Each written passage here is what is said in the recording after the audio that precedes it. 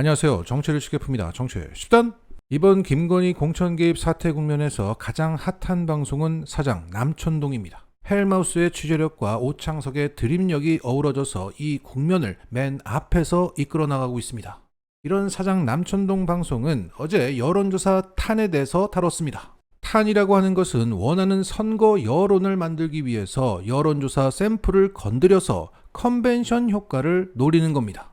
더불어 경쟁 후보의 지지층을 주저앉히는 효과를 동시에 누리게 되는 거죠. 대세는 오세훈이구나, 대세는 이준석이구나, 대세는 윤석열이구나, 이것을 지난 2021년 서울시장 재보궐선거판에서, 국힘 당대표 선거판에서, 대선판에서, 총선 경선판에서 명태균의 미래한국연구소가 머니투데이라는 언론사와 PNR이라는 여론조사 업체와 함께 이 탄을 만들었었다는 의혹이 현재 제기되고 있습니다. 자, 지금 계속 보여드리는 것들이 탄으로 의심되는 명태균발 여론조사 결과들입니다. 그렇다고 명태균이 혼자 다 했냐? 아니죠. 지역마다 탄으로 돈을 버는 업자들이 있는데 명태균은 경남 지역의 업자고 앞으로 다른 지역의 업자들이 수면 위로 올라올 것이라고 합니다. 헬마우스는 김건희와 텔레그램을 주고 받으며 명태균처럼 그것을 과시하고 돌아다니는 업자들이 있는데 충북, 경북 등에서 활동 중인 3명이 현재 취재 선상에 올라와 있다고 전했습니다. 그러니까 지역마다 탄 업자들이 많이 있는데 그 교집합은 김건희라는 거죠. 그래서 이 김건희 공천 개입 사태는 탄 사태로 번져서 그 탄을 써왔다고 의심되는 오세훈, 이준석, 윤석열, 박완수, 경남도지사죠. 이런 국힘 정치권 전반을 뒤집어 놓을 수 있다. 최근 뉴스토마토 기사에도 잘 나와 있습니다. 명태균은 김종인, 이준석, 오세훈, 박완수, 김영선, 함성득과 친분이 두터운 관계다. 왜 이런 지저분한 일을 하는 선거업자가 이들과 친분이 두텁겠습니까? 이유는 탄입니다.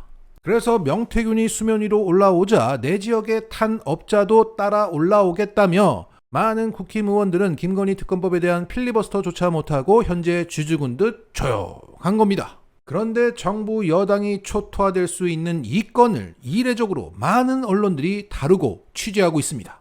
이것은 정권 말기 현상이죠.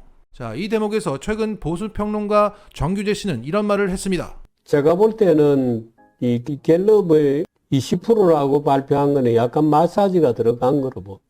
19 내지 18 정도까지 떨어지지 않았을까 이렇게 봅니다. 참다 이제 부득이 숫자가 밀려 내려가니까 견딜 수가 없는 거죠.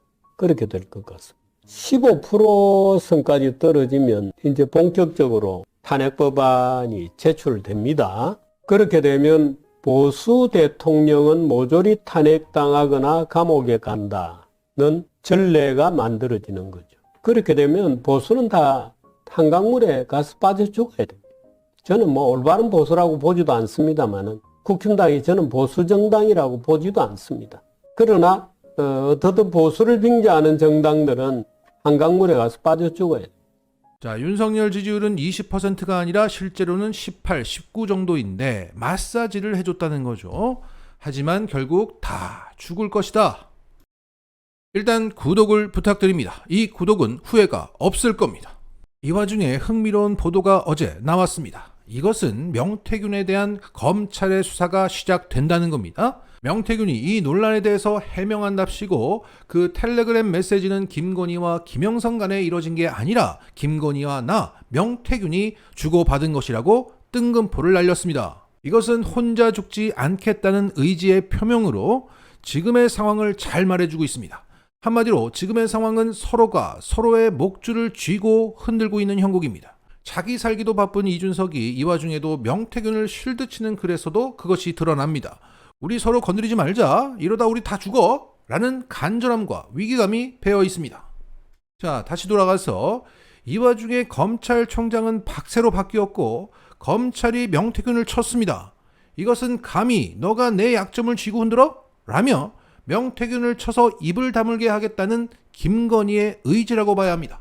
그러면 명태균은 또 가만히 앉아서 당할 것인가? 이것도 흥미로운 관전 포인트죠. 물론 검찰이 명태균이라는 김건희의 약점을 쥐고 흔드는 정권 말기적 현상일 수도 있겠으나 개연성은 있지만 그 가능성은 낮아 보입니다. 분명한 것은 둘 중 하나입니다. 서로의 목줄을 쥐고 흔들다가 연쇄 폭발하는가, 아니면 정윤회 문건 사태식으로 내전이 벌어지는가, 둘 중 하나입니다. 현재 윤석열과 김건희가 체코 원전 수주를 명분으로 외유 중인 가운데 체코 대통령이 윤석열 면전에서 최종 계약서 체결 전에 확실한 게 없다고 말한 사실이 알려지면서 또 국가적 망신살이 뻗치고 있습니다.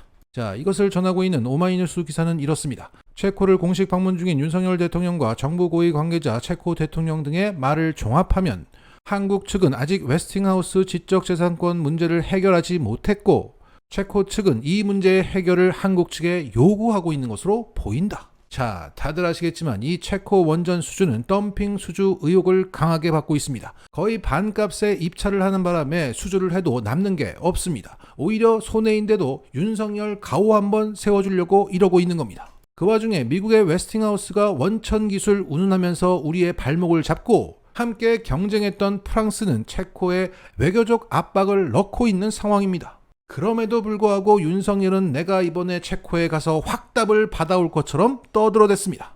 그런데 체코 대통령은 윤석열 면전에서 아직 확실한 게 아니라며 발을 뺐던 겁니다. 자, 당시 상황은 더 참담했습니다. 자, 윤석열과 체코 대통령은 정상회담을 마친 후 공동 기자회견을 가졌습니다. 그 자리에서 한 체코 기자가 한수원과 웨스팅하우스 간의 법적 분쟁이 어떻게 협의되고 있는지를 묻자 윤석열은 한국과 미국 양국 정부는 원전 협력에 대한 확고한 공감대를 서로 공유하고 있다며 잘 해결될 수 있을 것이라고 저희는 믿고 확신하고 있다고 답했습니다. 그러자 페트로 파벨 체코 대통령은 곧바로 제가 추가하고 싶은 것은 최종 계약서가 체결되기 전에 확실한 것이 없다며 윤석열 발언을 무색하게 무한하게 만들었던 겁니다. 더욱이 체코 대통령은 가능성이 그렇게 높지 않다.